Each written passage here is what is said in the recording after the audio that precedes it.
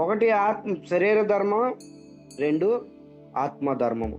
ఈ రెండు ధర్మాలు రెండు రైలు ట్రాక్ లాంటివి అన్నమాట, రైలు పట్టాలు లాంటివి.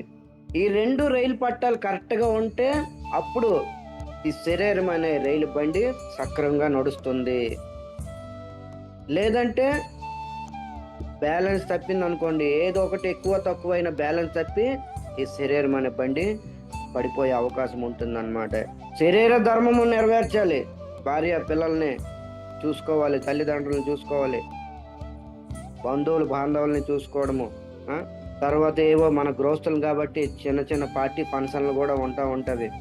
పెళ్లి, పేరెంటకాలు, మెచ్యూరిటీ ఫంక్షన్లు, బర్త్డే ఇలాంటి పార్టీలకి ఇన్వైట్ చేస్తారు, ఆహ్వానిస్తారు మనల్ని, అని వెళ్ళాలి. కానీ భక్తిలో వచ్చి వివాహం చేసుకున్న తర్వాత ఎంత దీనిగా బిహేవ్ చేస్తూ ఉంటారు. మేము ఇస్కాన్ భక్తులు, సీనియర్ డివోటీస్, మేము ఎక్కడికి వెళ్ళకూడదు, ఏ పార్టీలకు వెళ్ళకూడదు, ఏమి తినకూడదు, అది ఇది చెప్తూ ఉంటారు. పెద్ద అడ్వర్టైజ్ చేయాల్సిన లేదు మనకి. మనము ఇలాంటి వాక్యాలు వినే వచ్చే వాళ్ళు కూడా కృష్ణ చైతన్యంలోకి జడుస్తారనమాట. అమ్మో, కృష్ణ చైతన్యానికి వస్తే ఎక్కడికి వెళ్ళకూడదు, కూడా బంధువులను వదిలేయాలి. ముఖ్యంగా ఏ చుట్టాల ఇంటికి కూడా పార్టీ ఫంక్షన్కి వెళ్ళకూడదు. మనం ఇలాంటి ప్రవర్తన చేస్తూ ఉంటాము, వాళ్ళ పట్ల వచ్చేవాళ్ళు కూడా జడిసిపోతారు. మనం ఏదో పెద్ద పరిపక్వతమైన సాధు సన్యాసులమే అన్నట్టుగా మనం ప్రవర్తిస్తూ ఉంటాం అన్నమాట. అవన్నీ పరిపక్వత చెందిన సాధు సన్యాసులు మాత్రమే అవి. మనమంతా ప్రాసెస్లో ఉన్నాము, మన భక్తి కూడా ప్రాసెస్సే, మనమంతా కూడా ప్రాసెస్లో ఉన్నాము. మనం సాధక భక్తులము. శరీర ధర్మం కావాలి, అలా ఆత్మధర్మం కావాలి, రెండు ధర్మాలు చెప్పాలి. ఇది నేను చెప్పట్లే, సూత గోస్వామి మొదటి స్కందంలోనే చెప్తున్నారు. సవై పుంస పరో ధర్మ అన్నారనమాట. కేవలం ధర్మ అనలే. ధర్మం అంటే శరీర ధర్మం, దానికైనా పరమైంది. శరీరం కన్నా టాప్ లెవెల్ ధర్మం ఒకటి ఉంది, ఏంటిది? పరో, ఆత్మధర్మము. ఈ రెండు ధర్మాలు యథోర్భక్తి అధోక్షజ, అధోక్ష కోసం చెయ్యాలి, కృష్ణుడి కోసం. శరీర ధర్మం కృష్ణుడి కోసం చెయ్యాలి, ఆత్మధర్మం కృష్ణుడి కోసం చెయ్యాలి. శరీర ధర్మం పని పాటలు చేస్తున్నాను, ఈ కాయ కష్టం చేస్తున్నాను, పిల్లలు, భార్య, ఇవి కృష్ణ స్వరూపం, భగవంతుడు ఇచ్చిన గొప్ప గిఫ్ట్గా భావించుకొని వాళ్ళని పోషణ చెయ్యాలి. తర్వాత నిజభక్తి, ఆత్మధర్మం కూడా చెయ్యాలన్నమాట. కానీ ఇవి మర్చిపోయి భార్య మాయ, పిల్లల మాయ, ఈ జగత్తు మాయ అని అంటూ ఉంటారనమాట. అలాంటి వాళ్ళు మా గురువు మారు చెప్తారు, మాయ నీ బుర్రలో ఉంది, మాయ నీ బుర్రలో ఉంది. వాళ్ళని ఎలా ఉపయోగించుకోవాలి, సంసారాన్ని ఎలా ఉపయోగించుకోవాలి, సంసారాన్ని ఏ విధంగా చూడాలో నీకు ఇంకా పూర్తిగా అవగాహన లేదు. భార్యను ఏ విధంగా చూసుకోవాలి నీకు అవగాహన లేదు. పిల్లల్ని ఏ విధంగా చూసుకోవాలి అవగాహన లేదు. టోటల్గా మాయ అంటున్నా. మాయ ఎక్కడ లేదు, మాయ నీ బుర్రలో ఉంది. సరైన శాస్త్ర జ్ఞానం తెలుసుకోవాలి, తెలిసిన వాళ్ళ దగ్గర మనం నేర్చుకోవాలి. అప్పుడు ఈ గృహస్థ జీవితం చక్కగా దిద్దుకుంటే ఈ జన్మలోనే భగవద్ధామానికి వెళ్తాము. లేదంటే ఎన్ని జన్మల గృహస్థ జీవితం ఆచరించినా చక్కగా ఎప్పుడు కూడా ప్రతి ఒక్క జన్మలో ఏదో ఒక సంఘటన ఎదుర్కోవాల్సి వస్తూనే ఉంటుంది, మనశ్శాంతి ఉండదు.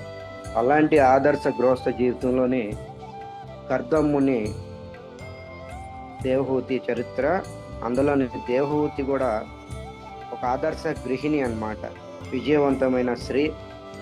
ఆమె జీవితంలో అన్ని సక్సెసే.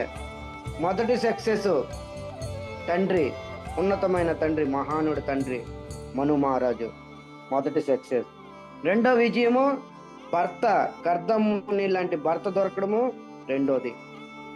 ఇక మూడో విజయము రాబోయే రోజుల్లో, రేపో ఎప్పుడు చెప్పుకుంటాము, కపిల ముని వస్తాడనమాట తన జీవితంలో ఒక కుమారుడిలాగా.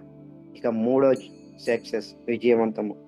ఒక స్త్రీకి ఇంతకన్నా సక్సెస్ ఏంటి అని మన జీవితంలో కూడా ఉంటావి, కానీ అవి మనం గుర్తించము అనమాట. గృహస్థ జీవితం ఎలా గడపాలో తెలియక రోజు ఇబ్బంది పాలు అవుతూ ఉంటారు అనమాట.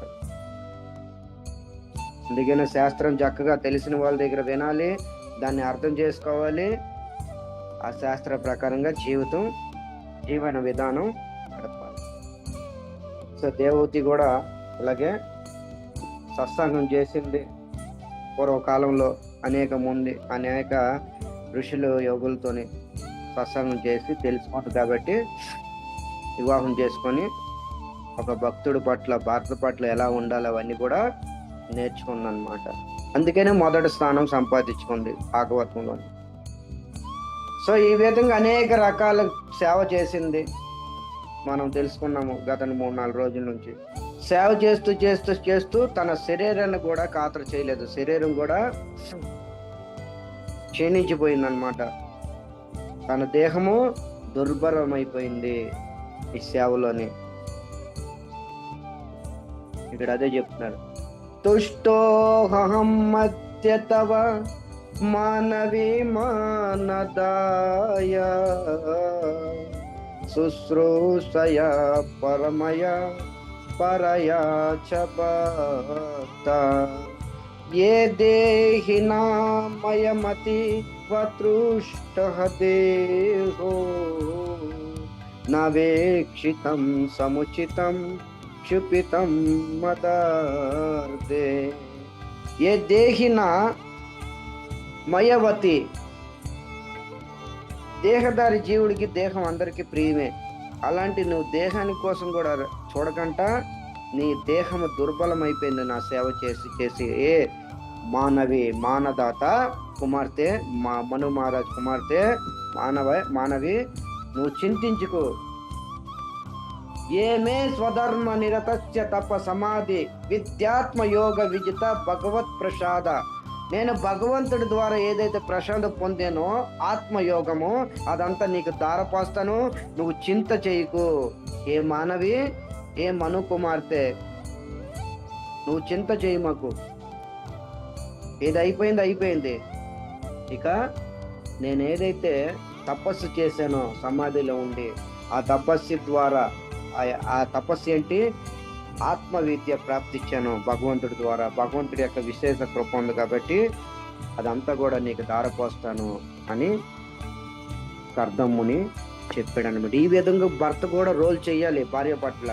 కేవలం సేవ చేపించుకోవడమే కాదు, జీవితాంతరము గుర్తించాలి. భార్యను గుర్తించి భార్యకి ఇవ్వాల్సిన సుఖాన్ని భర్త ఇవ్వాలి. అప్పుడే ఆదర్శ గృహస్థ జీవితం అవుతుంది. అంతేగాని జీతం లేని పని మనిషిగా వచ్చింది రోజు సేవలు చేపించుకోవడమే కాదు, ఆమె పట్ల భార్యని కూడా గుర్తించాలి. ఆపు, గంట చేసావు 2 గంటలు చేసి ఆపే చాలులే, సేవ చేసావు, ఇక నువ్వు కూడా విశ్రాంతి తీసుకో, నీకేమైనా కావాలా భోజనం ఏదైనా చెప్పు. తనకి ఇవ్వాల్సిన సుఖాన్ని కూడా ఒక పురుషుడు, ఒక భర్త ఇవ్వాలి. ఇక్కడ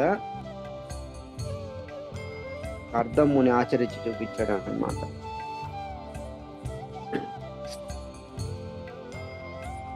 సో ఈ విధంగా కర్దమ్ముని తన యోగ బలంతో ఒక మంచి విమానాన్ని రప్పించాడు. బిందు సరోవరంలో స్నానం ఆచరించమన్నాడు. ఆ బిందు సరోవరంలో తన యోగ శక్తితో అనేక దాసీల్ని ప్రకటించాడు. ఆ దాసీలందరూ కూడా దేవహూతికి ఎంతో చక్కగా స్నానం చేపించి చక్కగా అలంకరణ అన్ని చేసిన తర్వాత కర్దమ్ముని దగ్గరికి వచ్చిన తర్వాత కర్దమ్ముని విమానాన్ని తీసుకొని స్వర్గలోకం వెళ్ళాడు అనమాట. ఎక్కడికైతే కొంతమంది దేవీ దేవతలు కూడా ఆ లోకానికి ప్రవేశించలేరు అనమాట. అలాంటి లోకాలకి తీసుకొని వెళ్ళాడు. ఇది సుఖం ఇవ్వడం అంటే. ఒక భార్యకి, ఒక స్త్రీకి ఈ విధంగా సుఖాన్ని ఇవ్వాలి అన్నమాట. ఒక భర్త కర్తవ్యము. అప్పుడప్పుడు పార్కులకి తీసుకొని వెళ్ళాలి. మా గురువు మహారాజ్ చెప్తా ఉంటారు అనమాట. అప్పుడప్పుడు భార్యకి ఎంటర్టైన్మెంట్ గా సరదాగా అప్పుడప్పుడు పార్కులకు తీసుకొని వెళ్ళడము ఇలాంటివి చేస్తూ ఉండాలి. సో ఈ విధంగా కర్దమ్ముని తీసుకొని వెళ్ళాడు. కొంతకాలం అయింది, తిరిగారు, చక్కగా జాలీగా ఎంజాయ్ చేసుకొని వచ్చారు. చూడండి, ఇది గృహస్థులకే ఇలాంటి అవకాశం ఉంది. ఈ ఎంజాయ్మెంట్ అనేది గృహస్థులకు భగవంతుడు ఇచ్చాడు. మీరు తప్పేం అనుకోమాకండి, ఇది శాస్త్ర ప్రమాణం చెప్తున్నాను. ఈ గృహస్థ జీవితానికి ఈ ఆనందాన్ని గృహస్థులకు మాత్రమే భగవంతుడు ఇచ్చాడు. ఇంక అన్య వర్ణాలకి ఇవ్వలే. బ్రహ్మచార్య, వానప్రస్థ, సన్యాసులకి అసలు లేవు ఇలాంటివన్నీ. గృహస్థులకు మాత్రమే ఇలాగా కొంతవరకు, ఒక లిమిట్ వరకు ఎంజాయ్ చేయొచ్చు. ఒక స్టేజ్ అయిపోయిన తర్వాత ఆ ఎంజాయ్మెంట్ పిల్లలు పెద్ద అయ్యి అంతా అయిపోయిన తర్వాత వానప్రస్థం తీసుకోవాలన్నమాట. ఇవన్నీ చాలా ఇదిగా ఉంటుంది. కొంతకాలం అయిన తర్వాత ఇక్కడ దేవహూతి చెప్తుంది అనమాట. ఇంటికి వచ్చిన తర్వాత కర్దం మునితోని దేవహూతి ఈ విధంగా చెప్తుంది.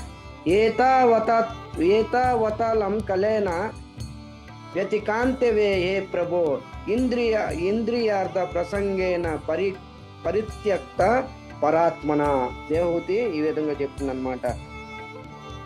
దీర్ఘకాలము వతాలం కాలేన, నేను దీర్ఘకాలము వృధా చేశాను.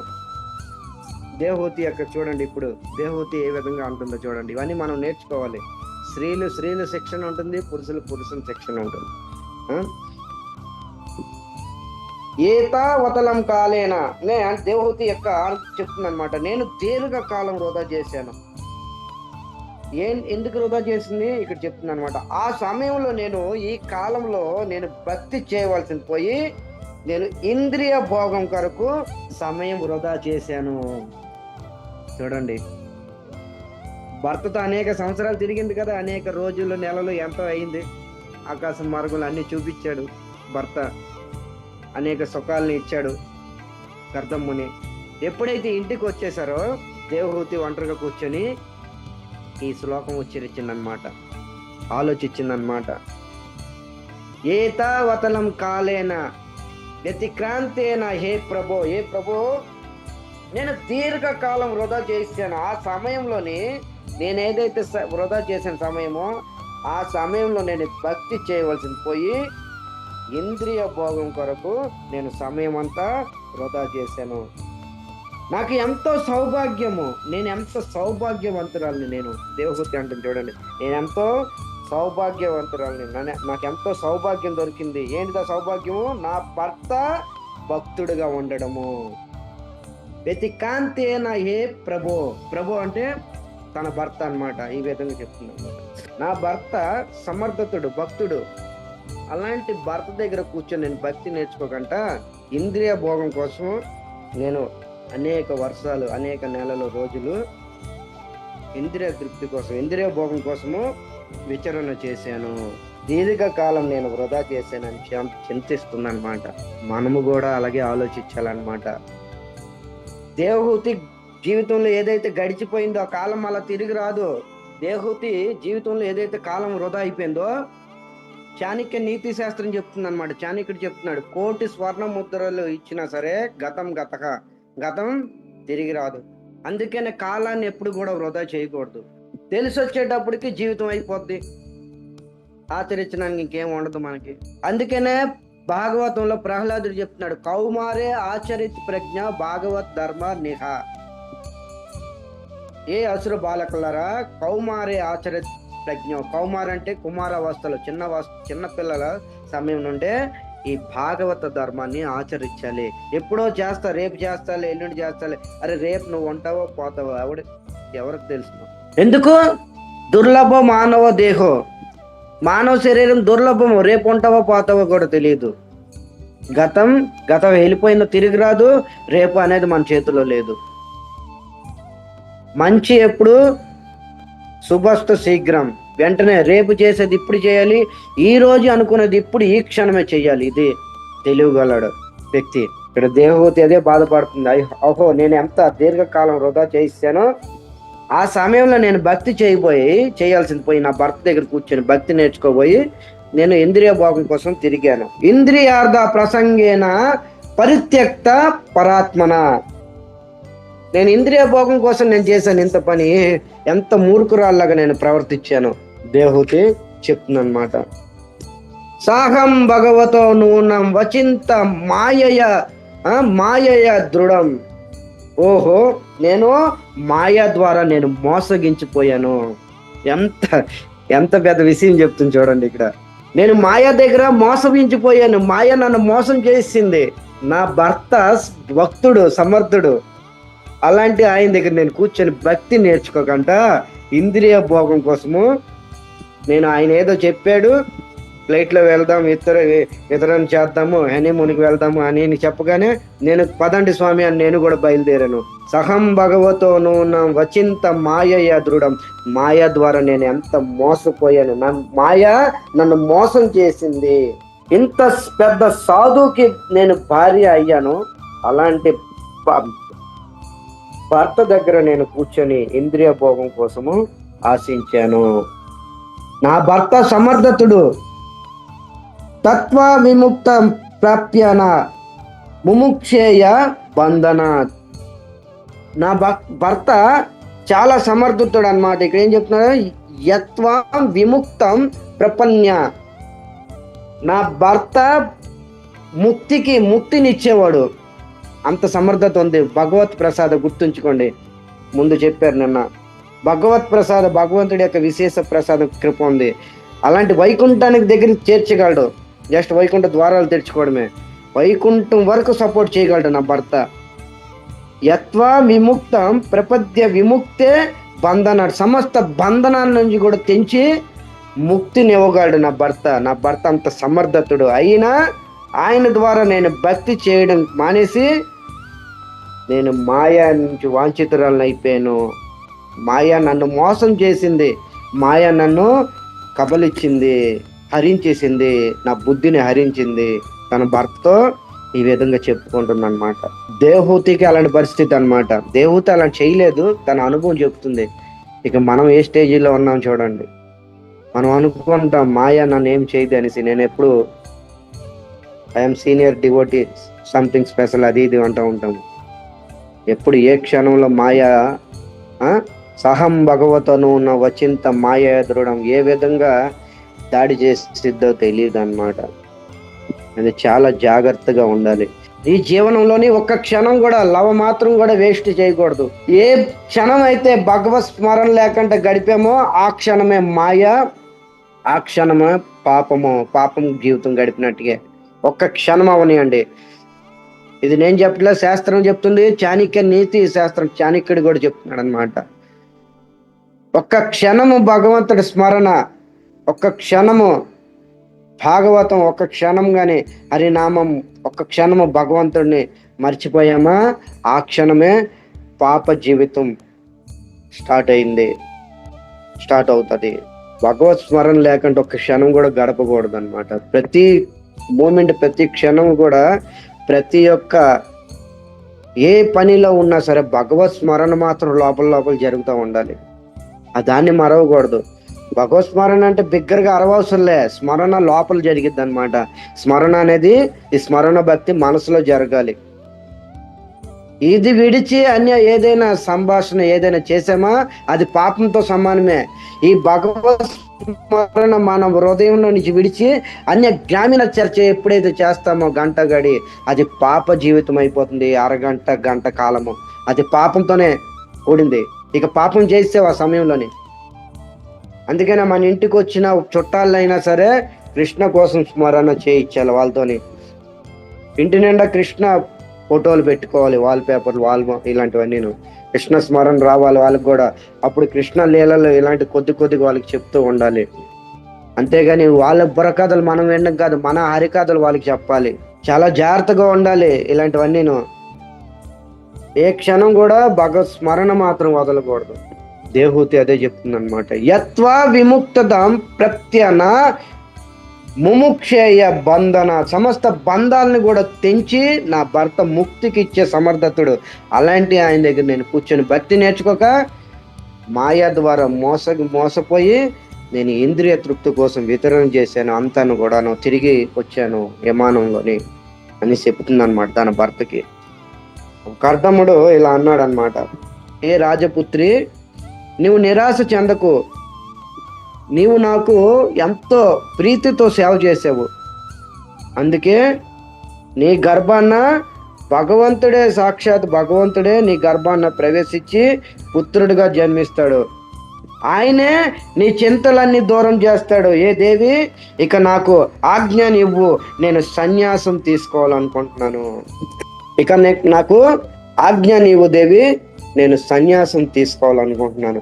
ఎందుకంటే నేను ముందే చెప్పాను, నేను సంతాన ఉత్పత్తి అయిన తర్వాత ఒక పుత్రుడిని ఇచ్చిన తర్వాత నేను సన్యాసం తీసుకొని వెళ్ళిపోతానని చెప్పాను. ఇది కూడా అంతకు ముందు కూడా మీ నాన్నగారు మను మహారాజు కూడా ఇదే విషయం నీకు చెప్పాడు అనమాట. సన్యాసం తీసుకో కొంత సమయం తర్వాత. కర్దమ్ముని దేవహూతితోని ఈ విధంగా చెప్తాడనమాట. ఇది ఒక గృహస్థుల ధర్మం అన్నమాట. గృహస్థులు అలాగని ఎల్లకాలం గృహంలోనే ఉండకూడదు. ప్రచారానికి కూడా సమయం ఇవ్వాలి. కొంత సమయం వచ్చిన తర్వాత వానప్రస్థం తీసుకోవాలి. 50 సంవత్సరాలు ఇలా వచ్చిన తర్వాత వానప్రస్థం తీసుకోవాలి. అంటే భార్య పిల్లల్ని కొంతవరకు ఇక ఎటువంటి భార్య పిల్లల మీద అటాచ్మెంట్ లేకుండా, ఆకర్షణ లేకుండా వాళ్ళని ఇంటి దగ్గర విడిచి ప్రచారం కోసం సమయాన్ని ఎక్కువ శాతం సమయాన్ని కేటాయించాలి. ఇలా చేస్తూ ఒకవేళ 75 వరకు బతికి ఉంటే సన్యాసం తీసుకోవాలి.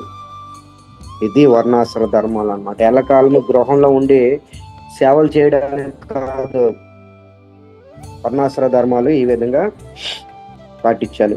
ఏ మను కుమార్తె, ఏ రాజపుత్రి, నీవు నిరాశ చెందకు. నీ దుఃఖానికి కారణము, నీ దుఃఖము భగవంతుడే తీరుస్తాడు. భగవంతుడే స్వయంగా నీ గర్భాన్ని జన్మిస్తాడు. ఆయనే నీ దుఃఖం తీరుస్తాడు. ఇక నేను సన్యాసం తీసుకోవాలనుకుంటున్నాను, నాకు ఆజ్ఞాపించు. ఏ దేవి, ఈ ప్రపంచంలో అందరూ కూడా ఒంటరిగా వస్తారు, గుర్తుంచుకోండి. ఇది కర్దమ్ముని చెప్పట్లే, కర్దమ్ముని తన భార్యకి చెప్పట్లే, కర్దమ్ముని భార్యని మాధ్యం చేసి అందరికీ చెప్తున్నాడు అనమాట. ఏ దేవి, నువ్వు దిగులు చెందమాకు. ఈ ప్రపంచంలో ప్రతి ఒక్కరు ఒంటరిగా వస్తారు, ఒంటరిగానే పోతారు. ఎవరు తోడు తెచ్చుకోరు. నేను వెళ్తున్నాను, నాతో పాటు నువ్వు తోడు వస్తావు అనేసి. తోడు ఎవరు రారు, ఎవరు ప్రయాణం వాళ్ళదే. ఒంటరిగా వస్తారు. ఇక్కడ నాటకం పూర్తి అయిపోయిన తర్వాత ఒంటరిగానే వెళ్ళిపోతారు అన్నమాట. అంత మాత్రాన ఈ బంధాలు, బాంధవ్యాలు ఇది నాదే అనుకొని నిజమని భావించుకొని ఈ రోల్లోని, ఈ డ్రామా రోల్లోని నిజ జీవితం పాత్రగా మనం జీవించేస్తున్నాం అనమాట. ఇది మోహం అన్నమాట. వెళ్ళిపోయేటప్పుడు ఈ బంధనాలే మనకి ఆటంకం అవుతున్నవి. జస్ట్ మనం రోల్ నటించడానికి వచ్చాము. సినిమా యాక్టర్ ఎలాగైతే 3 గంటల సేపు నటిస్తాడో తర్వాత నిజ జీవితంలోకి వెళ్ళిపోతాడో, అలాగే మనం కూడా. కానీ ఇక్కడికి వచ్చిన తర్వాత మాయా మోహంలో పడిపోయి ఇదంతా నాదే అనుకొని భావిస్తాం అన్నమాట. నువ్వు చింత చేయి మాకు దేవి. సముద్రంలో ఇసుక రేణులు, సముద్రం అలలకి ఎన్నో కలుస్తూ ఉంటవి, విడిపోతూ ఉంటవి. అలలకి ఎన్నో రేణువులు కలుస్తూ ఉంటవి, విడిపోతూ ఉంటవి. అంత మాత్రాన దుఃఖం చెందకూడదు. అలాగే ఈ ప్రపంచంలో ప్రతి ఒక్కరు కూడా ఒంటరిగా వస్తారు, ఒంటరిగానే వెళ్ళిపోతారు. నువ్వు చింత చేయి మాకు అని కర్దమ్ముని తన భార్యతోని చెప్తాడన్నమాట. సో ఈ విధంగా సౌనక ఋషి అధ్యాయం మార్చి 25వ అధ్యాయము శ్లోకంలోని చెప్తున్నాడు అనమాట. కపిలస్త్వ సాంఖ్యత భగవాన్ ఆత్మమాయయ జాత స్వయం మజ్ఞ సాక్షాత్ ఆత్మ ప్రజ్ఞాప్తయే నిరాం. సౌనక ఋషి ఈ విధంగా చెప్తున్నాడు అనమాట. కపిలత్వ సాంఖ్యత, కపిల భగవానుడైన ఈయన సాంఖ్య శాస్త్రాన్ని బోధించడానికి వచ్చాడనమాట. కపిల ముని సాంఖ్య శాస్త్రాన్ని బోధించడానికి వచ్చాడనమాట. భగవాన్ ఆత్మ మాయయ, కపిల భగవానుడు అవతారం యొక్క ప్రయోజనము అస్త్ర శస్త్రాలతో ఆయన రాలే, లేదంటే ఎవరు పిలవలే. అన్ని అవతారాల్లోనే పిలవడం జరిగింది. నరసింహస్వామి అవతారం ప్రహ్లాదుడు పిలిచాడు. చైతన్య మహాప్రభు కూడా అవతరించినప్పుడు అద్వైతాచార్యులు ఇలాంటి వాళ్ళందరూ కూడా, నామాచార్య, హరిదాస్ ఠాకూర్ వీళ్ళందరూ పిలవడం జరిగింది. సరే, కృష్ణ అవతారం కానీ రామ అవతారం కానీ ఏదైనా సరే పిలుపుతోనే వచ్చారనమాట. ఈ భూమి మీద అత్యాచారాలు ఎక్కువైపోయేవి, సాధువులను రక్షించండి, దుష్టుల్ని సంహరించండి, ఈ విధంగా అవన్నీ జరిగేవన్నమాట. కానీ కపిల అవతారము ఎవరు పిలవలే. జాత స్వయంగా వచ్చాడు ఆయన అస్త్రశస్త్రాలు ఏమి లేవు. కలియుగంలో కాదు, ఏ యుగంలోనైనా జీవులు అస్త్రశస్త్రాలతో మాట విననప్పుడు అస్త్రశస్త్రాలతో చంపితే బయట ఉన్న అసురులు చనిపోతారు. నిజమైన అసురుడు మన హృదయంలో ఉన్నాడనమాట. మన హృదయంలోనే దాగి ఉన్నారు. ఆ అసురుల్ని చంపాలి. కపిల ముని యొక్క ఉద్దేశం అదే, హృదయంలో ఉన్న అసురుల్ని చంపాలి. అది ఎలాగా?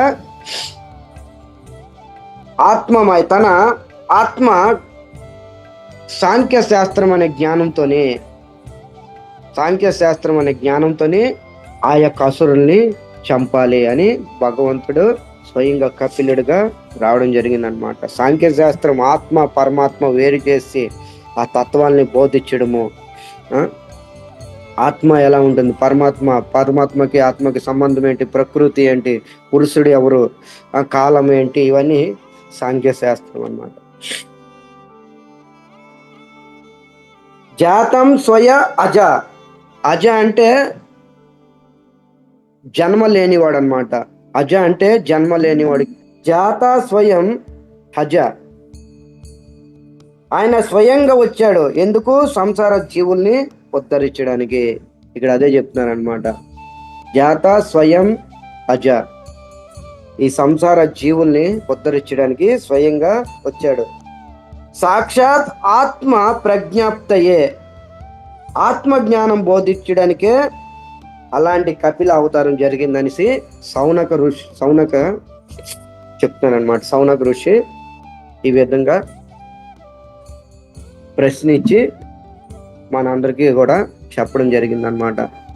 ఈ కథ ముఖ్యంగా మైత్రేముని విదురుల వారికి ఋషికేశులో చెప్పగా ఇదే కథ మళ్ళీ ప్రసంగం పరిగెత్తిచ్చారు సూత గోస్వామి సౌనక ఋషులకి నైమిసారణ్యంలోని చెప్తున్నారనమాట ఈ ప్రసంగం.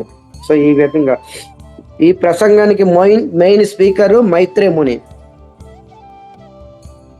వక్త విదురుల వారు. ఇదే ప్రసంగం మళ్ళా నైమిసారణ్యంలోని సూత గోస్వామి సౌనక ఋషులకి చెప్తున్నారనమాట. సాక్షాత్ ఆత్మ ఆత్మజ్ఞానం బోధించడానికి అలాంటి కపిల ముని అవతారం జరిగింది అని సౌనకుడు ప్రశ్నించాడు అనమాట. సూత గోస్వామి చెప్తున్నాడు ఈ కథ, మైత్రేముని విధంగా చెప్తున్నాడని సూత గోస్వామి కథ ప్రారంభించాడు అనమాట. ఏం చెప్తున్నారు ఇక్కడ? తన భర్త వెళ్ళిపోవడంతో దేవహూతి తన మనస్సు చిన్నంగా అయిపోయిందనమాట. దేవహూతి భర్త వెళ్ళిపోయింతోనే సన్యాసం తీసుకొని వెళ్ళిపోయాడు కదా. శ్రీమద్ భాగవతం దశమస్య పాఠం, శ్రీమద్ భాగవతం దశమ స్కందం పాఠం చేసి ముక్తికి ధామానికి పొందాడు అనమాట. భగవద్ధామానికి కర్దముని వెళ్ళిపోయాడు. వెళ్ళిపోయిన తర్వాత ఒక రోజు కర్దముని వెళ్ళిపోయిన తర్వాత తన భార్య అయిన దేవహూతి తన మనసు చిన్న భిన్నం అయిపోయింది, అశాంతి అయిపోయింది అనమాట. తన మనసు శాంతి లేదు, అశాంతిగా ఉందన్నమాట. ఒక రోజు తన కుమారుడైన కపిల ముని దగ్గరికి వెళ్ళి దుఃఖానికి కారణము అడిగింది. అడిగిందనమాట. దుఃఖం ఎందుకు వస్తుంది, ఆ దుఃఖానికి కారణం ఏంటి అని ఈ హృదయంలో ఉన్న దుఃఖాన్ని తీసుకొని వెళ్ళి తన కుమారుడైన కపిల ముని దగ్గరికి వెళ్ళి ఈ విధంగా ప్రశ్నిస్తున్నమాట. శ్రీదేవహూతి వాచ నిర్విన్న నితరాం భూమాన్ సదింద్రియాత్మ దర్శనాత్ ఏన మానేన ప్రసన్నార్థతమో ప్రసన్నాత్మతమో ప్రభు. దుఃఖమంతా తీసుకొని, హృదయంలోని దుఃఖమంతా తీసుకొని తన కుమారుడి దగ్గరికి వెళ్ళిందనమాట. దేవహూతి ఈ విధంగా చెప్తుంది. నిర్విన్న నితరాం భూమన్ సదీంద్రియ యత్తర్షణాత్. ఏ ప్రభు, చూడండి ఎవరి దగ్గరికి వెళ్ళింది ఇక్కడ? కపిల ముని ఏమవుతాడు దేవహూతికి? కపిల ముని ఏమవుతాడు? కుమారుడు ప్రభుజీ. కుమారుడు అవుతాడు. కుమారుడి దగ్గరికి వెళ్ళింది జ్ఞానం పొందడానికి తల్లి. ఇక్కడ జ్ఞానం పొందడానికి వయసుతో పని లేదు, మనం అది నేర్చుకోవాలి. జ్ఞానం పొందడానికి ఎవరి దగ్గర అయితే జ్ఞానం ఉందో వాళ్ళు కుమారుడా సోదరుడా నాకన్నా చిన్న పెద్ద అని ఆలోచించకూడదు. వెళ్ళినప్పుడు మనం శిష్య భావంతో వెళ్ళాలి ఎప్పుడు కూడాను. ఇక్కడ ఆచరించి చూపించింది అనమాట. దేవహూతి కుమారుడు అనుకొని వెళ్ళే, గురువు అనుకొని వెళ్ళింది. నేను ఒక శిష్యురాల్ని, ఆయన కుమారుడు కాదు, ఆయన గురువు స్థానము గురువులా భావించి ఈమె కింద కూర్చొని ఆయన పైన కూర్చొని ఇవన్నీ వీళ్ళిద్దరి మధ్య సంభాషణ జరిగిందనమాట. ఇది నేర్చుకోవాలి ఎప్పుడైనా సరే. నాతో స్నేహితుడే కదా, నేను వాళ్ళిద్దరు స్నేహంగా తిరిగాం కదా, స్నేహంతోనే ఎప్పుడు జ్ఞానం రాదు ఎప్పుడు కూడా. ఫ్రెండ్షిప్. కృష్ణుడు అర్జునుడు కూడా సాఖ్య భావంలో ఉన్నారు. ఎంతవరకు అయితే సాఖ్య భావంలో ఉన్నారో అంతవరకు అర్జునుడికి కృష్ణుడు జ్ఞానం ఇవ్వలే. సాఖ్య భావాన్ని విడిచి ఎప్పుడైతే దాస్య భావం శిష్యుడిగా స్వీకరించాడో అప్పుడు భగవద్గీత అంతా బోధించాడు అనమాట. ఆ భావన వదిలేయాలి, శిష్య రూపంగా స్వీకరించాలి, తననే గురువు రూపంగా భావించాలన్నమాట. చెప్పే ఆయన్ని గురువు రూపంగా భావించాలి. గురువు అంటే ఉన్నతమైంది అనమాట. ఉన్నతుడుగా భావిస్తేనే అప్పుడు ఆ జ్ఞానం అనేది మనలోకి వస్తుంది. ఇది మనం గుర్తుంచుకోవాలి. కొడుకైనా సోదరుడైనా ఫ్రెండ్ అయినా ఎవరైనా సరే జ్ఞానం వాళ్ళ దగ్గర ఉందా, ఒక స్టూడెంట్ లాగా వెళ్ళిపోవాలి, ఒక శిష్యుడిలాగా వెళ్ళిపోయి ఆయన దగ్గర కూర్చోవాలి. అంతే సోషల్గా ఫ్రెండ్షిప్గా వెళ్ళి కూర్చొని నాకు చెప్పు, నువ్వు నేను ఫ్రెండ్స్ కదా అంటే కుదరదు. అక్కడ జ్ఞానం రాదు. అక్కడ దీనికి కూడా ఒక స్టైల్ ఉంటుంది, ఒక మర్యాద ఉంటుంది. ఏ మర్యాదను అదే ఫాలో అవ్వాలన్నమాట. ఇక్కడ అదే చెప్తున్నారు. నిర్విన్న నితర దేవహూతి వినయంతో కుమారుడి దగ్గరికి వెళ్ళిపోయింది అనమాట. అందుకనే లాస్ట్ లో ప్రభు అని చెప్పారు అనమాట. ఇక్కడ సంబోధిస్తున్నారు. ప్రభు అంటే స్వామి, అంటే గురువు. గురువుని కూడా ప్రభు అంటారు, భగవంతుని కూడా ప్రభు అంటారు, భర్తని కూడా ప్రభు అంటారు. సో మనకన్నా ఉన్నత భావం ఉన్న వాళ్ళు ప్రభు. నిర్విన్న నితర, ఏ ప్రభు నేను అత్యంత దుఃఖంలో ఉన్నాను. ప్రభు అన్నదన్నమాట. కుమార అనలే, ఎక్కడ కూడా కుమార అన. నేను అత్యంత దుఃఖంతో ఈరోజు ఉన్నాను. భూమాన్ అనే మళ్ళీ ప్రభు అని సంబోధన. నేను అత్యంత దుఃఖంగా ఉన్నాను భూమాన్, హే ప్రభు అని కపిల ముని దగ్గరికి వెళ్ళి అడిగిందనమాట. అప్పుడు భగవంతుడు అడిగాడు అనుకోండి, ఎందుకు దుఃఖంగా ఉన్నావు, దానికి కారణం. అప్పుడు తనే చెప్తుంది అనమాట. చూడండి దేవహూతి అద్భుతం. దుఃఖం ఎందుకు వస్తుంది ఈ రోజు మనకు కూడా వస్తుంది కదా, మనం కూడా దుఃఖం వస్తుంది కదా, అందరికీ దుఃఖం అనేసి. దుఃఖానికి కారణం ఏంటో, రీజన్ ఏంటో చెప్తుంది దేవహూతి. చూసుకోండి. అసత్ ఇంద్రియ దర్శనాత్. శ్రీమద్ భాగవతము 3:25 7వ శ్లోకంలో చూడండి మీరు దేవహూతి యొక్క స్టేట్మెంట్. దుఃఖానికి కారణం ఏంటి? కొడుకు అడిగాడు కపిల ముని. దుఃఖానికి కారణం, ఎందుకు దుఃఖంగా ఉన్నారు మీరు ఎందుకు దుఃఖంగా ఉన్నారు, దానికి కారణం చెప్తుంది అసత్ ఇంద్రియ దర్శనాత్. ఈ అసత్ ఇంద్రియాలే నాకు దుఃఖానికి కారణము. ఈ అసత్ ఇంద్రియాలే దుఃఖానికి కారణం అని చెప్తుంది అనమాట. ఎవరు మనకు దుఃఖాన్ని ఇవ్వగలరు చెప్పండి? ఈ దుఃఖానికి కారణము అసత్ ఇంద్రియాలు అనమాట. ఈ కంట్రోల్ లేని ఇంద్రియాలే దుఃఖానికి కారణము జీవుడికి. మనకి దుఃఖము బయట వాళ్ళు ఎవరు బంధువులు వాళ్ళు ఎవరు. మనం అనుకుంటాము వీళ్ళ మూలంగా దుఃఖం వచ్చింది, పలానా ప్రభు మూలంగా దుఃఖం వచ్చింది, పలానా మాతాజీ దుఃఖం వచ్చింది, నా బంధువులు దుఃఖం ఇచ్చారు, నా పిల్లలు దుఃఖం ఇచ్చారు, నా భర్త దుఃఖం ఇచ్చింది, నా భార్య దుఃఖం ఇవ్వడం అంత విశేషం ఏం కాదు. వాళ్ళు ఇవ్వలేరు. ఎవరు కూడా దుఃఖాన్ని ఇవ్వలేరు, ఎవరు సుఖాన్ని ఇవ్వలేరు. ఈ సుఖ దుఃఖాలు ఇవన్నీ అసత్ ఇంద్రియ దర్శన. ఈ ఇంద్రియాలే దుఃఖానికి కారణము. ఈ ఇంద్రియాలు మన కంట్రోల్లో లేవు. తృష్ణ అంటున్నారనమాట. అసత్ ఇంద్రియ దర్శన ఇంద్రియాల యొక్క ఉద్రేకత అనమాట. ఇంద్రియాల యొక్క ఉద్రేకత, కోరికలు.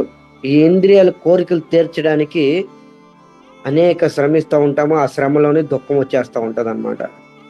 ఆ శ్రమలోని పాపం అయిపోతుంది. ఆ పాపం యొక్క దాని యొక్క విపరీత స్వరూపము దుఃఖము.